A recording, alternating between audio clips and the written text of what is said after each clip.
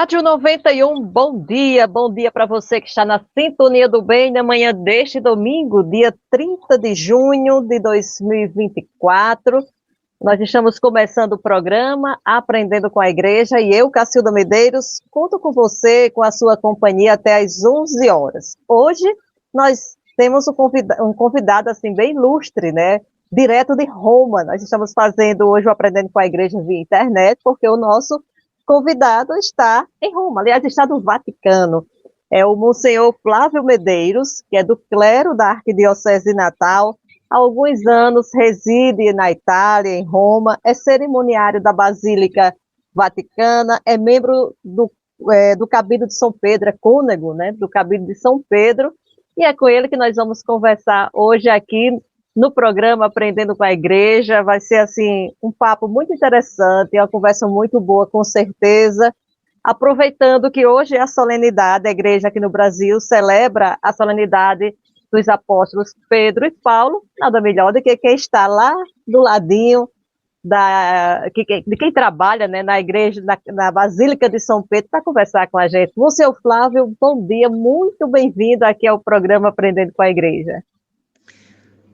Querida Cacilda e prezados, queridos radiovintes do programa Aprendendo com a Igreja, desejo, antes de mais nada, dizer que é, para mim, motivo de muita alegria e uma honra para mim ter sido convidado para participar deste programa que faz um bem tão grande a todos os que o acompanham através da onda amiga da Rádio Rural da nossa Arquidiocese de Natal. Pois é, para quem não conhece o Monsenhor Flávio, que já há um bom tempo mora em Roma, eu queria que você falasse um pouco também da sua trajetória, Monsenhor. Assim, você é daqui de Natal, mas tem toda uma ligação com a região do Seridó. Há quantos anos reside aí? Então, eu sou seridoense, mas pertenço ao clero da Arquidiocese de Natal. Entretanto, estou a serviço do Santo Padre na Basílica de São Pedro, como membro do Cabildo da Basílica, que é um colegiado sacerdotal de nomeação pontifícia, que vive para a manutenção da atividade eclesial, ministerial, sacramental e evangelizadora e pastoral da maior igreja do mundo, da Basílica que conserva o túmulo do Príncipe dos Apóstolos, que aqui, neste chão romano, no ano 67 da nossa era, foi martirizado, e essa fidelidade fez com que aquelas palavras que Jesus um dia pronunciou às margens do mar da Galileia: sobre ti edificarei a minha igreja, estas palavras encontraram uma expressão muito concreta numa basílica que surgiu no quarto século, e sobre esta basílica se funda, portanto, a unidade da igreja por causa do ministério do sucessor do apóstolo Pedro, que continua desde Pedro até o Papa Francisco. Quando a gente diz que você é cerimoniário da Basílica de São Pedro, o que é que o cerimoniário faz? Então, eu, como membro do Cabildo, eu tenho uma nomeação interna feita pelo nosso cardeal arcipreste, que é o vigário-geral de Sua Santidade para todo o território da cidade do Estado do Vaticano, e a sua jurisdição sobre a Basílica de São Pedro precisa que exista uma composição, um organograma de todas as atividades que são realizadas aqui. Portanto, membros do Cabildo possuem atividades ligadas à administração, à pastoral, aos aspectos ligados, assim, à vida litúrgica, e, portanto, o cerimoniário, ele é aquele que organiza, articula os aspectos celebrativos que são inerentes a uma celebração litúrgica de maior teor de solenidade, onde os sacerdotes de várias proveniências do mundo se reúnem para, sobretudo nas festas e nos domingos, celebrarem a Santa Missa no altar principal da Basílica de São Pedro. Então, o cerimoniário é aquela pessoa que tem esse cuidado de preparação dos serviços e ministérios que compõem a atividade celebrativa da igreja, da Basílica de São Pedro, no caso. No ano passado, não recordo, há uns 2 anos no máximo, como se diz, foi nomeado membro do Cabido de São Pedro. O que é isso, né? Essa expressão, o Cabido de São Pedro, o que é? Pronto, o Cabido é, como eu disse antes, é esse colégio sacerdotal. Ah, sim. Colégio sacerdotal de monsenhores que recebem essa nomeação diretamente do Santo Padre, através de um decreto, se entrega uma bula, se tem um rito de investidura, porque nos faz pertencentes a uma estrutura de direito eclesiástico que remonta ao ano de 1054. Ano 1054, sob o pontificado do Papa Leão IX. O Cabido de São Pedro é uma das instituições milenares mais antigas da Igreja Católica. Então, esse colegiado sacerdotal, naturalmente, ele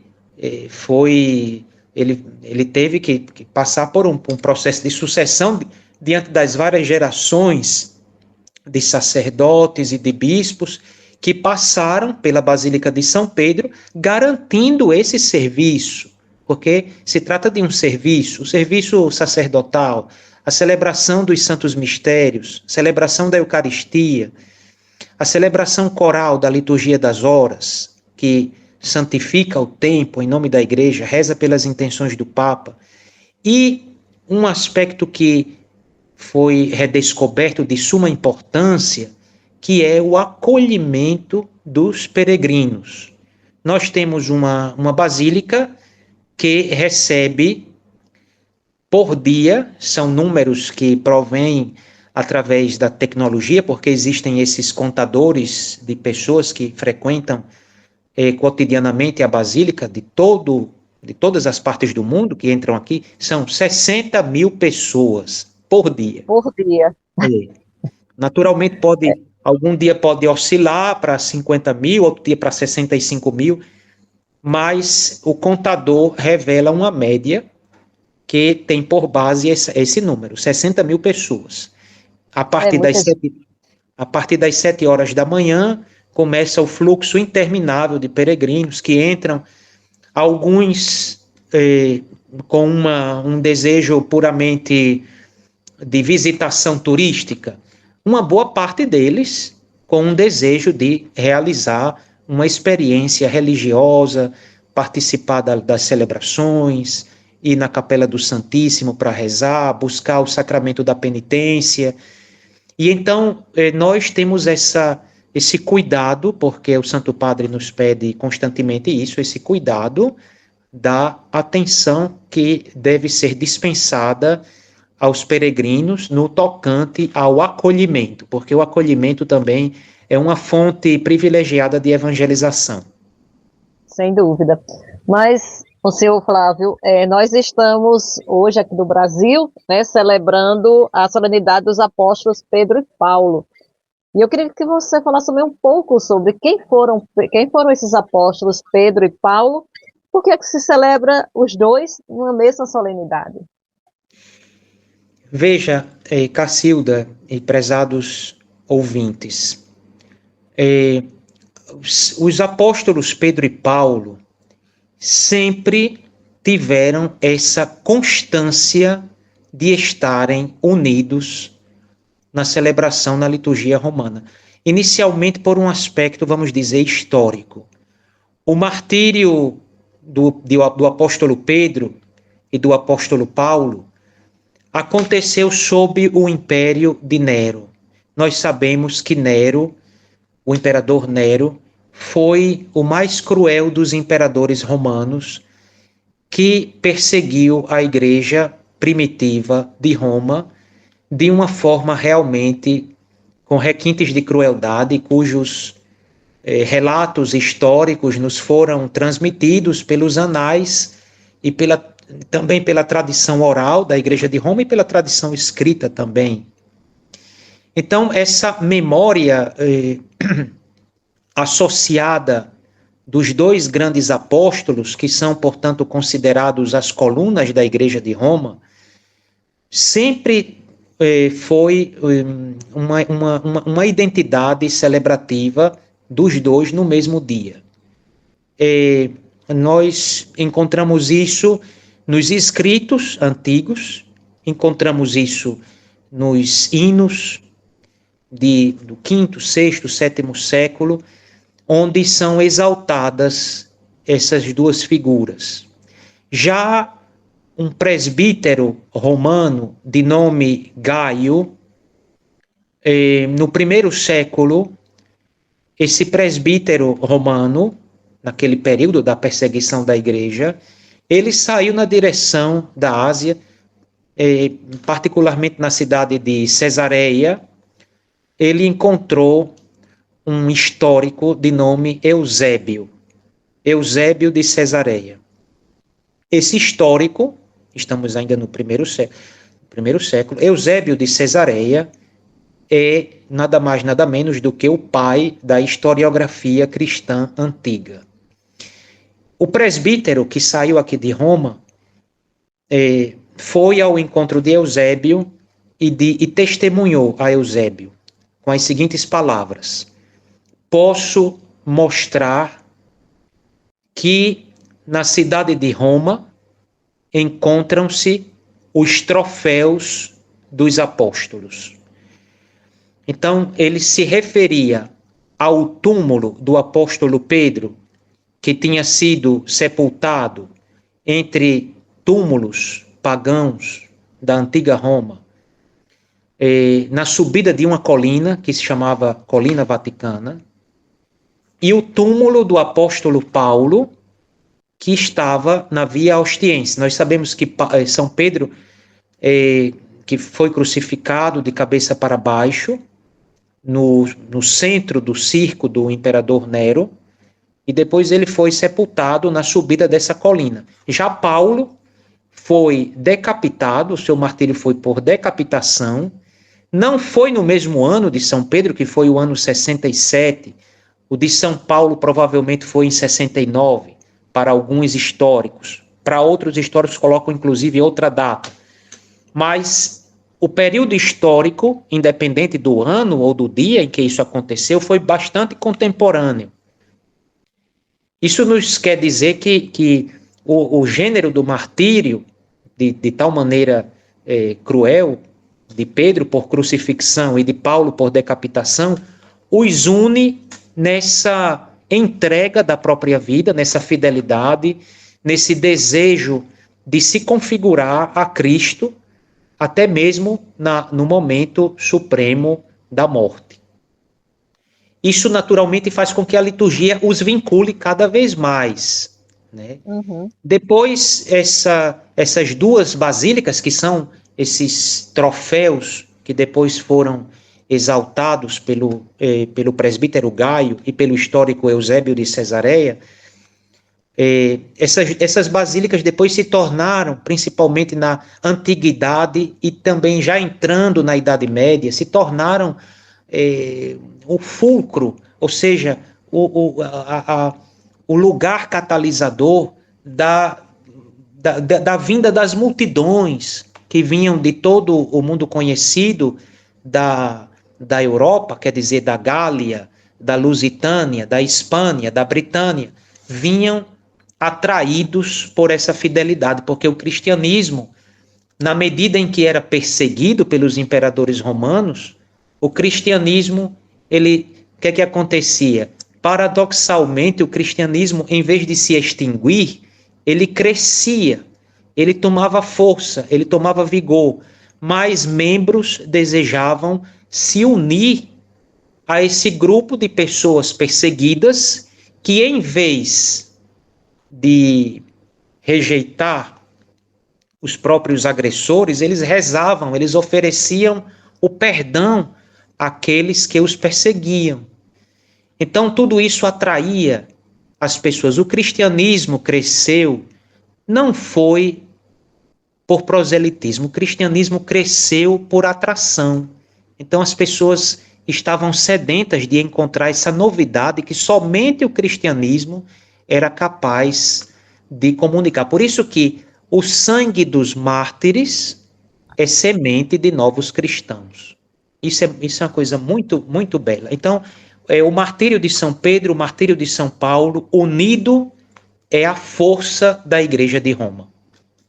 Muito bem. Então a gente vai fechar aqui o primeiro bloco, vai para um rápido intervalo e volta já conversando mais com o seu Flávio Medeiros, nesse dia de solenidade de São Pedro e São Paulo, conversando sobre os próprios apóstolos, sobre o Vaticano, Basílica de São Pedro, sobre o trabalho do Museu Flávio aí, e claro, né, sobre o significado do pálio, que o nosso arcebispo, Dom João Cardoso, já participou da celebração ontem, aí na Basílica de São Pedro, da bênção do pálio, que vai receber aqui no dia 7 de julho. Então a gente vai para um rápido intervalo e volta já com mais programa Aprendendo com a Igreja.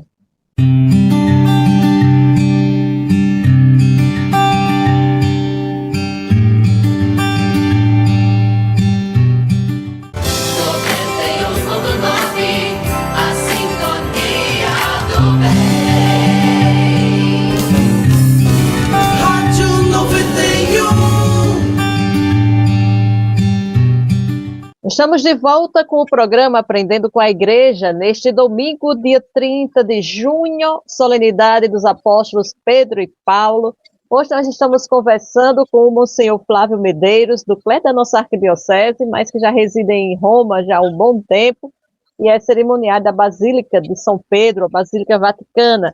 No primeiro bloco, além de a gente ter conversado um pouco sobre o trabalho do Monsenhor Flávio em Roma, no Vaticano, nós conversamos também um pouco sobre os apóstolos Pedro e Paulo. E agora, nesse segundo bloco, nós vamos conversar sobre a Basílica de São Pedro. Padre, o Monsenhor Flávio já conversou um pouco, né? Você já falou um pouco sobre ela, inclusive dizendo que por ela passam em torno de 60 mil peregrinos por dia. É muita gente que passa por aí. Mas é uma basílica que já tem uns 4 séculos de história, não é isso, Monsenhor? Então, Cacilda, somente a Basílica Renascimental, que é aquela que nós conhecemos, ela é do ano 1506, portanto, já completou já vai para os seus quase 520 anos. A Basílica Nova, vamos dizer assim, entre aspas, nova. Mas sim. A Basílica de São Pedro, globalmente considerada, que é a Basílica primitiva, que depois cedeu o seu lugar para a Basílica que foi construída durante o período do Renascimento. Essa Basílica tem, portanto, 1.700 anos, porque ela é do 4º século. A Basílica de São Pedro, podemos dizer tranquilamente, é do 4º século. Ela foi erguida no tempo do imperador Constantino, quando passou a fase das perseguições, e o imperador Constantino, muito ajudado pela piedade da sua mãe, Santa Helena, a imperatriz Santa Helena, e também por eventos misteriosos que aconteceram, como a Batalha de Ponte Milvio, onde o imperador Constantino viu nos céus de Roma, durante aquela batalha, a cruz com aquela inscrição: neste sinal vencerás, in hoc signium vinces. Então, essa é a história da Igreja de Roma. O imperador Constantino construiu a primitiva Basílica de São Pedro no tempo do pontificado do Papa São Silvestre. São Silvestre, da corrida do dia 31 de dezembro. Dezembro, sim. E diga uma coisa, a Basílica de São Pedro, ela é a Catedral de Roma? Não. Não. A Basílica de São Pedro é a maior igreja do mundo, porém ela não tem a dignidade de catedral. A Catedral de Roma é a Basílica do Santíssimo Salvador e dos Santos João Batista e João Evangelista no Latrão. Essa é a catedral, é a sede do Bispo de Roma. É a catedral. Latrão é o quê? É um bairro, é uma região? Sim, hoje corresponde a uma região, a um bairro, mas na verdade é o nome de uma família altamente da alta aristocracia romana, que no quarto século se converteu ao cristianismo e fez a doação do grande terreno no qual foi construída a Basílica do Santíssimo Salvador e de São João Batista e Evangelista, e junto, anexo a ela, a primitiva residência dos bispos de Roma, dos papas, a partir do quarto século, até metade da Idade Média, mais ou menos, século XIV. Então, o Latrão está na origem de tudo. Então, qual é a diferença? O Latrão é a catedral. A catedral possui a cátedra. A cátedra é o lugar do ensinamento, da transmissão da verdade revelada, o lugar de onde o bispo exerce a sua função de sacerdote, profeta e rei. A catedral é o lugar do ensinamento, é o lugar do governo. Ao passo que a Basílica Vaticana de São Pedro é um grande monumento erguido para celebrar o martírio do príncipe dos apóstolos. Então, essa é a diferença, entendeu? Agora, naturalmente, a história fez o seu curso normal e desde o século XIV, quando os papas se transferiram, foi construído o Palácio Apostólico e os papas se transferiram para o Vaticano. Então, desde então, os papas residem aqui, a não ser durante aquele intervalo em que residiram em Avignon, na França, durante o tempo do exílio. E quando fala também de diferença, até que eu gostaria que você falasse um pouco da diferença entre Roma e Vaticano, que a Basílica de São Pedro está no Vaticano, né? E quem está de fora, como nós aqui no Brasil, de quando em quando a gente está dizendo assim, a Basílica de São Pedro em Roma. Queria que você falasse um pouco também dessa divisão geográfica, territorial. Entendi. Perfeitamente. Então, como toda igreja particular, a cidade de Roma, ela possui a sede da sua diocese. Portanto, é uma diocese mãe, mas é sempre uma diocese. É a diocese que é mãe de todas as igrejas da cidade de Roma e do mundo, naturalmente. Porém, essa distinção se dá pelo fato de que, com o advento do cristianismo, o Papa tomou a sua condição não somente de chefe da igreja, mas também a sua função temporal de governo. E assim foram constituídos os reinos pontifícios, sob a guia do Papa. Finalmente, houve, com o Tratado de Latrão, em 1929, o Tratado do Latrão definiu bem aquilo que é o Estado do Vaticano e o Estado italiano. Então, o Estado Vaticano é uma porção territorial, é um país para todos os efeitos, com sua legislação, com a sua suprema autoridade, com a sua independência, mas é como se estivesse englobado dentro de um outro país. Existe uma colaboração diplomática formidável, mas cada estado possui a sua independência, né? Então, é muito importante isso. Então, o bispo de Roma é o Papa da Igreja Universal e, ao mesmo tempo, ele tem a prerrogativa de ser o soberano do Estado da Cidade do Vaticano, o que é um bem muito grande para a Igreja, porque, por causa dessa prerrogativa, do fato do Santo Padre ser um chefe de Estado, por causa disso, decorre que a sua posição na sua posição, ele pode trabalhar muito pela paz, ele pode conseguir a garantia da liberdade religiosa da Igreja com todos os países com os quais a Santa Sé possui relações diplomáticas. Então, isso é um grande bem. O Papa, como chefe de Estado, pode entrar na Organização das Nações Unidas e falar como chefe de Estado a outros chefes de Estado. Então, essa divisão, ela é sempre finalizada, naturalmente, a missão da Igreja, que é a evangelização, a promoção da pessoa humana e o trabalho constante dos papas e da Igreja para que o Evangelho seja cada vez mais difundido em toda a parte do mundo.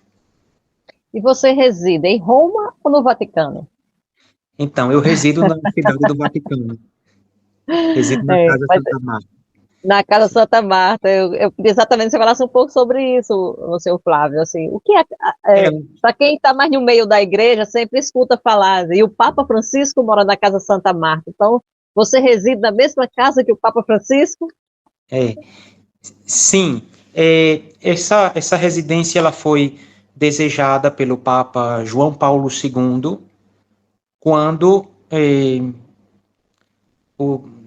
ele desejou que fossem erguidas essas estruturas aqui de habitação, etc., para o momento da sede vacante.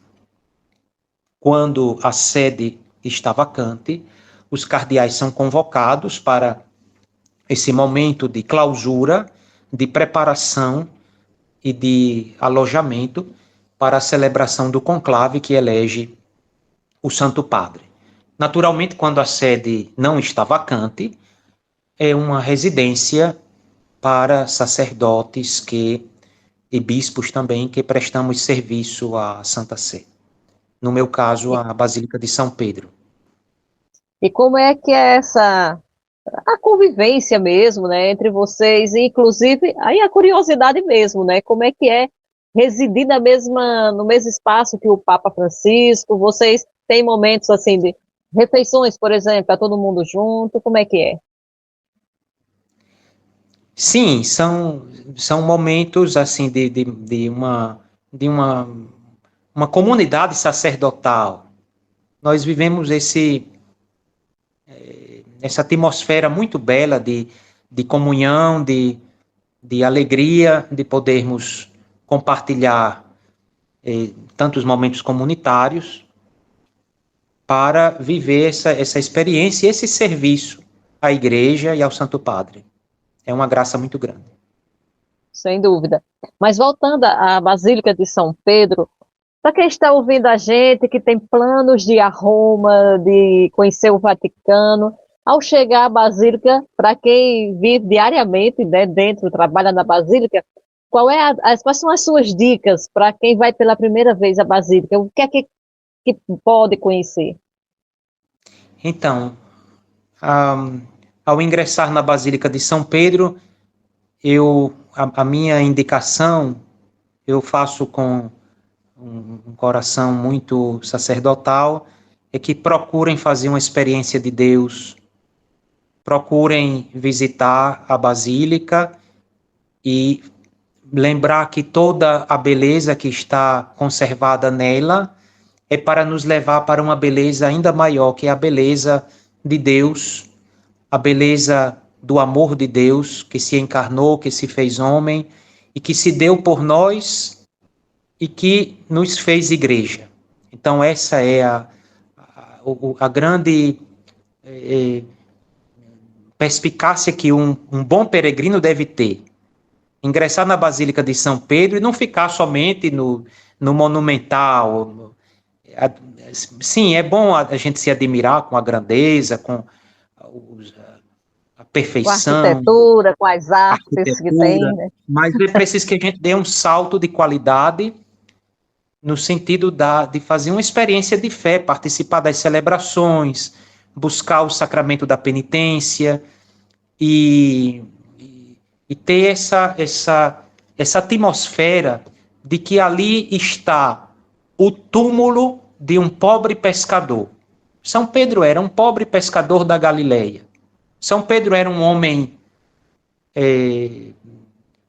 sensível, ao mesmo tempo ele era rude, experimentou as suas fraquezas e no reconhecimento delas, ele disse um dia diante de Jesus: Senhor, tu sabes tudo, tu sabes que eu te amo. E Jesus disse a ele, a partir dessas palavras: apacenta as minhas ovelhas. Então essa é a vocação da Basílica de São Pedro. Qual é a vocação da Basílica de São Pedro?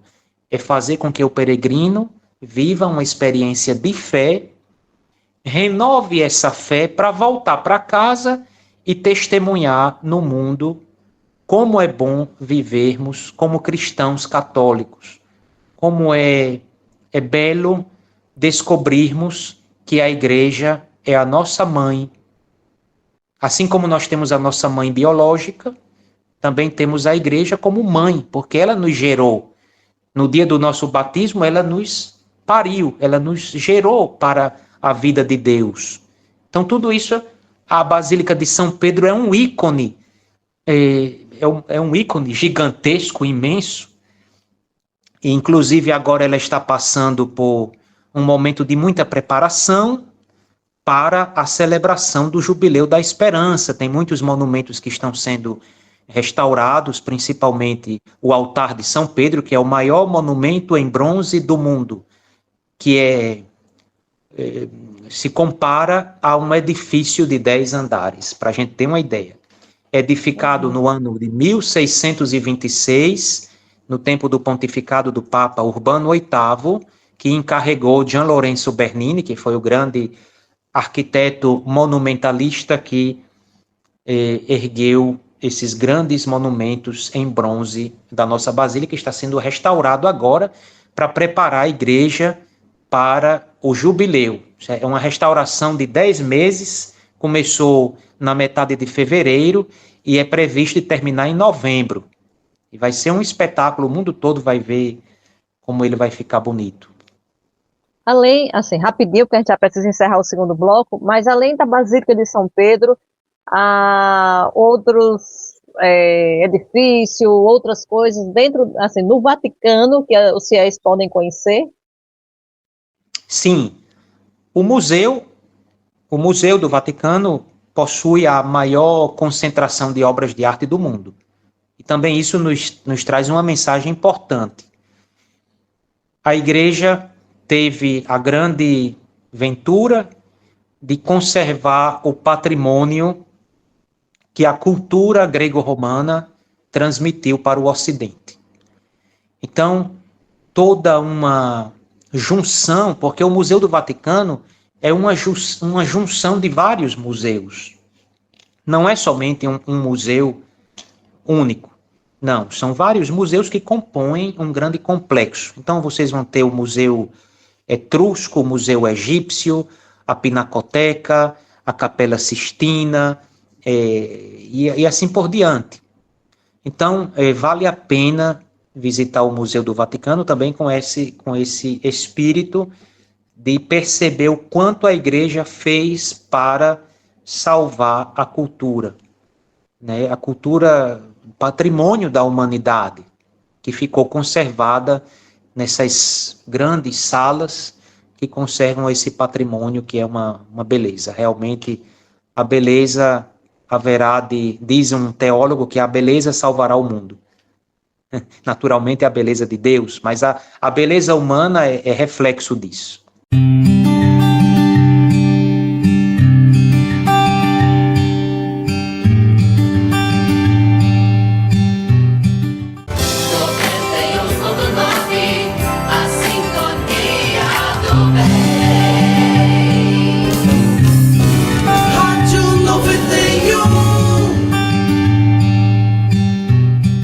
Estamos de volta com o programa Aprendendo com a Igreja, agora já para o último bloco, já iniciando o último bloco. Passa rápido, né? Porque são muitos assuntos, a gente nem consegue cumprir tudo que a gente tinha pensado em conversar com o Monsenhor Flávio, porque de fato são muitas informações, muito conhecimento, muito conteúdo, muitas curiosidades.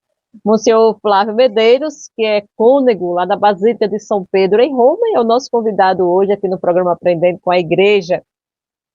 Agora, no terceiro bloco, nós vamos falar sobre a imposição do palio arquiepiscopal, que o nosso arcebispo Dom João Cardoso vai receber das mãos do Núncio Apostólico no Brasil, Dom Jean Batista de Quatro, no próximo domingo, dia 7 de julho, às 6h30 aqui na Catedral Metropolitana. Mas, Monsenhor Flávio, só para a gente entender, até nessa semana você já gravou um vídeo para a gente, aí no túmulo de São Pedro, explicando um pouco sobre o significado do pálio, mas até para quem não viu o vídeo nas redes sociais da Arquidiocese, eu gostaria que você explicasse, né? O que é o pálio? Não é um carro, não é um carro. Pois é, o palio não, nesse caso não é um carro, mas é um adorno próprio da liturgia episcopal, muito antigo na história da igreja. Basta que nós possamos ter uma certa atenção sobre a iconografia, até mesmo da Idade Antiga, ou seja, aquela que precede o início da Idade Média. Como os papas e depois, por participação, os bispos começaram a usar esse adorno sobre os paramentos. Então, tem uma simbologia muito vasta, muito embora a gente vê o sinal nos remete a uma realidade, né?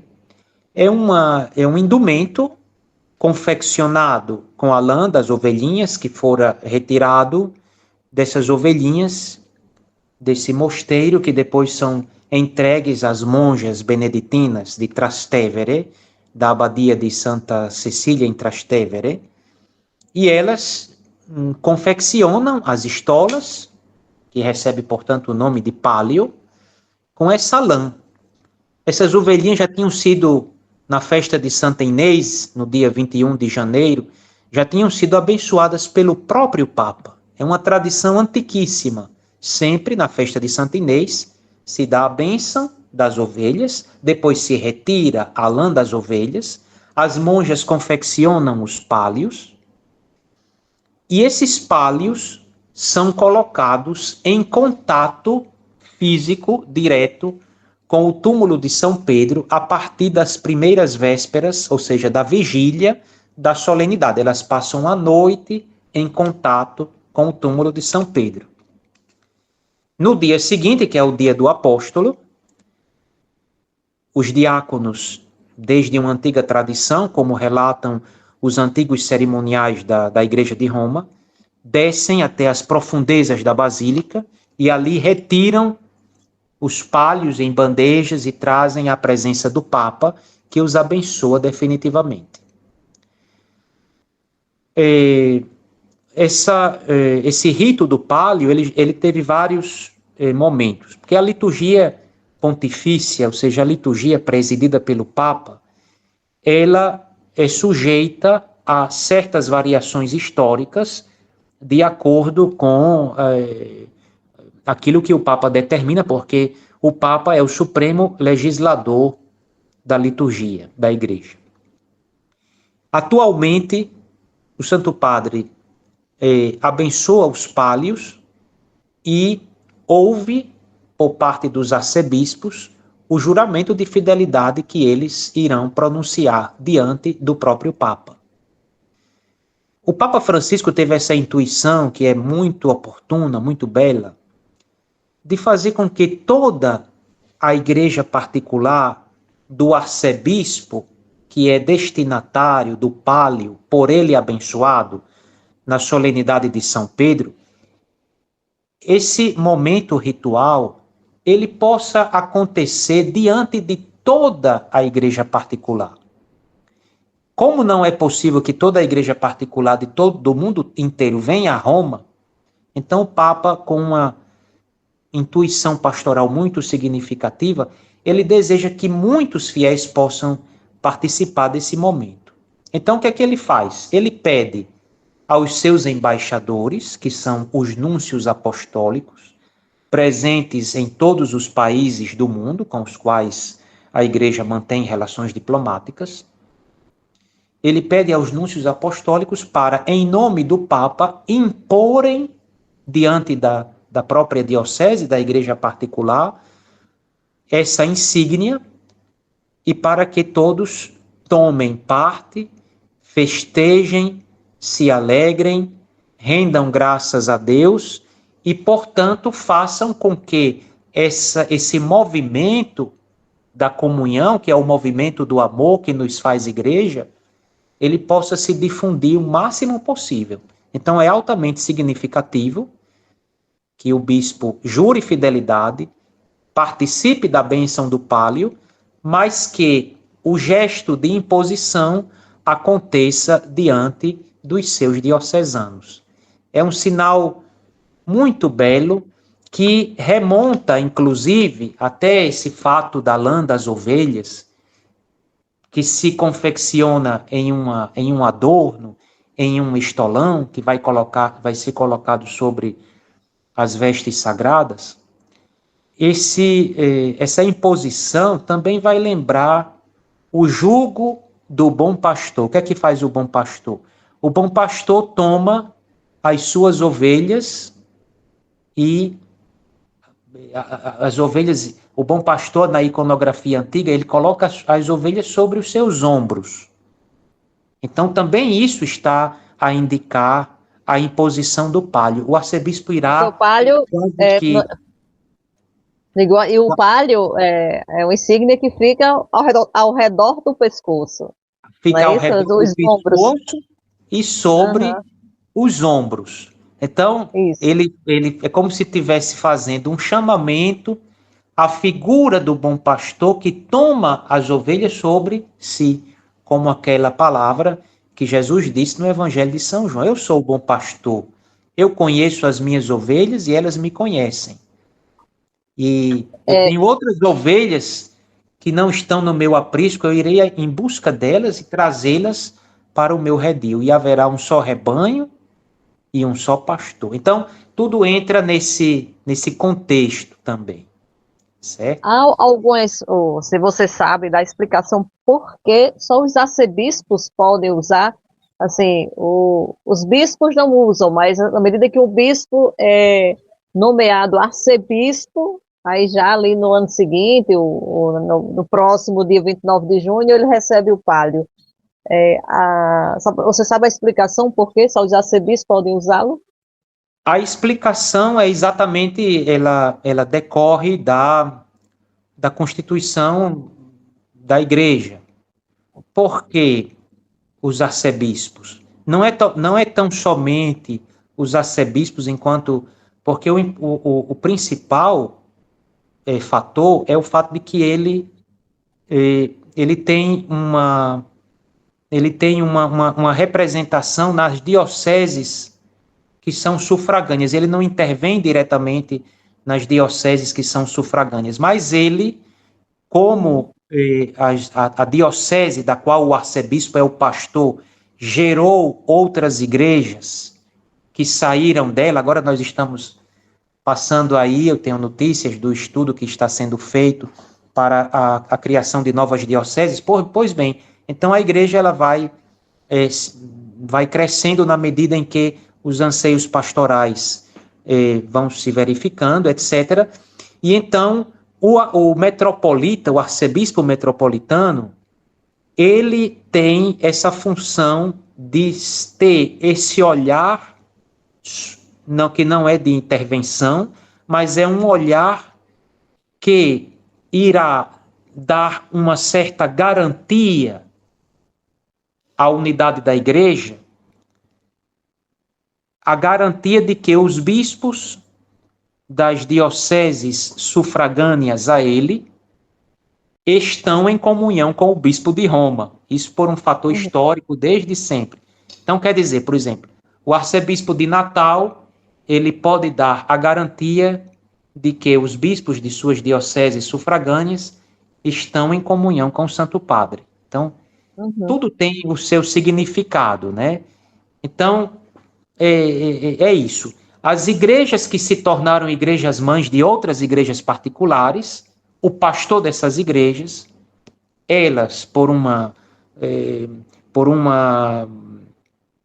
característica muito antiga da história da igreja, essas igrejas mães, elas possuem o seu pastor que recebeu essa titulação de arcebispo e, portanto, ele é destinado a receber o pálio da comunhão, que será o sinal de que as outras igrejas sufragâneas a ele estão em comunhão com o santo. Então, tudo é o movimento da comunhão. Isso é que é importante. Certo. E em quais momentos o arcebispo pode usar o pálio? Assim, tem celebrações específicas? O arcebispo pode usar sempre o pálio. Agora, é recomendado que ele use nos momentos de maior significado da vida da diocese. Ele não deve usar todo dia. Ele deve usar nos momentos mais significativos, porque evidencia o sinal que o pálio representa, né? Então, os momentos fortes, nos quais ele celebra a Eucaristia. E outra coisa interessante também é que ele tem o direito de usar o pálio em toda a circunscrição da sua província eclesiástica. Então, por exemplo, se Dom João, a partir do dia 7 de julho, se Dom João fosse celebrar lá na Diocese de Mossoró, ele pode usar o pálio. Perfeitamente. Muito bem, outra pergunta. Os arcebispos eméritos não usam mais o pálio, ou usam? Não devem, os arcebispos eméritos não usam mais o pálio. O pálio enquanto o bispo, o arcebispo, ele subsiste na sua função de pastor atuante daquela igreja diocesana. Depois que ele se torna emérito, o pálio deixa de ser usado por ele. É somente enquanto subsiste a sua potestade de pastorear aquela porção do povo de Deus. Ok, Monsenhor Flávio. Chegamos ao final do programa Aprendendo com a Igreja. Quero agradecer demais a você. Olha, foi difícil, viu? A gente conseguir assim, fazer esse programa, trazer o Monsenhor Flávio, assim, foi difícil, mas deu certo, graças a Deus. Nós sabemos das suas atribuições aí, que não são poucas. Então, muitíssimo obrigada por ter estado com a gente nesse momento e com informações tão preciosas. Olha, a gente gravou o primeiro, depois, outra vez, a gente quer gravar outro programa, tá? Cacilda, eu quero terminar agradecendo muito, porque você me deu a oportunidade de, digamos, sui generis, mas viver um momento de intensa comunhão com a Arquidiocese de Natal, nesse momento tão belo em que nós agradecemos a Deus por tantas graças que estão sendo derramadas sobre o povo de Deus, sobre a Arquidiocese de Natal, sobre a província eclesiástica do Rio Grande do Norte. Eu quem agradeço o convite que me foi dirigido e deixo aqui uma saudação muito, muito cordial a Dom João, que está aqui, mas quero também desejar a todos os que nos ouvem, e a você em particular modo, para que continuem nesse trabalho de evangelização através das ondas amigas da emissora de educação rural de Natal. Ok, Monsenhor, muito obrigada. Obrigada também a você que esteve com a gente nesse domingo, acompanhando e aprendendo com a igreja, aprendendo com o Monsenhor Flávio Medeiros. Muito obrigada pela audiência. Continue na sintonia do bem. Vem aí a Santa Missa, direto da Catedral Metropolitana. Bom domingo, boa semana para você.